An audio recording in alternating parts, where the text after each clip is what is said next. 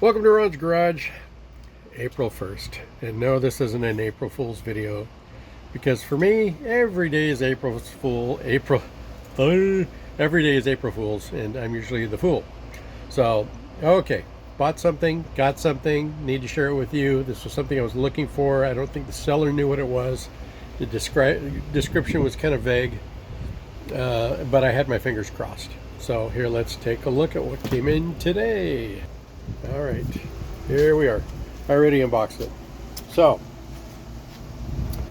you're looking at it, you're like, oh look, there's a cranch there. That on the thing on the bell, that might be a super. Yeah, but then we get over here and oh, it's not a super. So it's a Reynolds. So which Reynolds is this?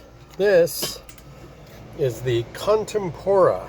Let's see if we can see the spelling here. Contempora, with the RMC shield. When it was owned by Reynolds, was owned by Richards Music Company. So the serial number dates this to about 1961. Well, 1961, the Contempora had two model numbers. It was either the 30 or the TO something. So what makes this one special? Well, let's take a look at this bell. That is not a huge, massive bell. My other Contempora in storage has like an 8.5-inch bell. This is a 7.5-inch bell. Okay, so this is smaller than the standard Contempora. I used to call it the Contempora, but I was corrected and told it's Contempora. So Contempora it is. Now the slides have been the early ones on the Contempora have been 520. Then they had some options where you could get it at a 500. And then later, when Reynolds merged with Olds, then it was a 515, which was the same slide they also used on their later Argenta and their later Onyx. So I took my calipers to the inner slide here just to double check, because when I played it, it felt much tighter than my other Contempora, and I was curious why. Well, according to the 1963 catalog on the Contempora Corner website, these should be a 500, nothing smaller. But my calipers, and I use both digital and dial calipers, I can't get past like 494 or 495 on these. In fact, I took the top slide and I got like 490, and I got the bottom slide and I got almost like a 498. So that would make it like a dual bore. But so I'm puzzled. I don't know. The Contempora Corner website obviously doesn't have all the info on whether or not Reynolds did a dual bore slide prior to their merger with Olds, because they did after they got with Olds. But this is 1961. So in 1961, this could either be the 30-M model, or it could be the TO-11 with the 7.5-inch bell 500 bore option. Like I said, I couldn't tell you which one it is, because based on the serial number, which starts with 63, that dates it right around 1961.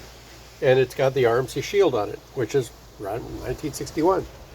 So, you know, there it is. I mean, I took some dents out of it already, because the bell was pretty much caved in there, and it was caved in there, and I pushed all those out. It's kind of a shame, because I love this this goldish, bronzish lacquer, but I mean, you can't fix that. And the lacquer, the lacquer on the nickel gooseneck here, it's all coming off. Got to take a few dents out of here on the top. The text on the crayons, the bell crayons, is kind of cool. It's very sleek. Reminds me of a kind of a European flavor, because when you look at the Olds, it's script or it's stamped. But these are like these thin little block letters. Reminds me a lot, for some reason, it reminds me a lot of like Italian automobiles. And then, of course, the slide has the nickel sleeves on top, nickel hand brace, lacquered brass